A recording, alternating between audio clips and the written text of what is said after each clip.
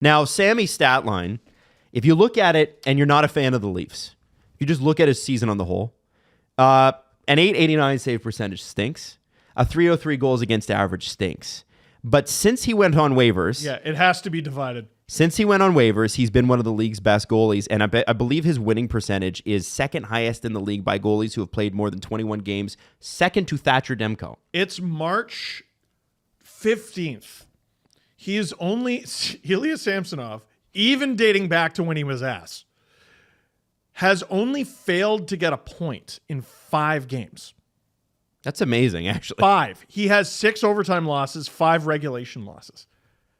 He's been spectacular, and he's given them a chance to win every single game. Give up a stinker here or there. Sure, rebound you don't love here or there.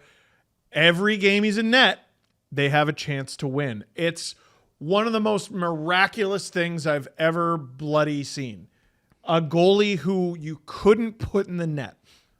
The Leafs wouldn't even put him in an American Hockey League net. For 10 days. And they call him up, and they said, "You good?" And he goes, "We'll see." And he has not missed a step from last season.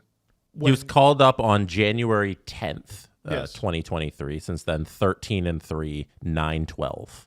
Pretty darn good. 9-12 is well above league average. He got an assist last night. Dude, he's great. 1 point.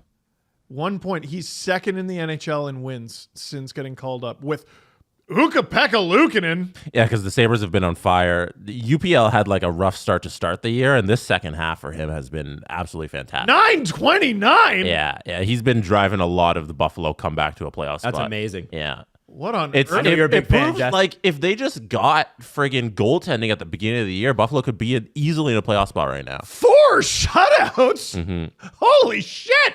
Anyway, this is about Sammy. He's been great. Also, Stuart Skinner, shout out 9-16, 13-4 since January 10th as well. 2 of the most miraculous comebacks. Stuart Skinner, by the way, the other night, he allowed the first 2 shots he faced, and then with 2 minutes left in the first period, makes the first save of the game, and it's one of the best saves of this NHL season. Yep. Question for you guys. Getting back to Matthews. Sorry. The Leafs are going to have to pick a starter for the playoffs. If it happened today, because we think Joe Wall's going in against Carolina tomorrow. Yeah. Who do you pick? Samsonov, absolutely no question. Absolutely no question.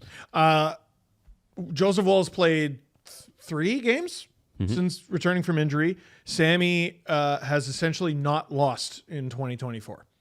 I love Joseph Woll. I think he's eventually going to be the starter. That could end up happening by the end of the season. It did. By the way, it did happen in the playoffs too. Like because Sammy got injured, right? Yes. So it did happen last year. Like there's a month left in this season. I'd be perfectly comfortable with Woll being the starter.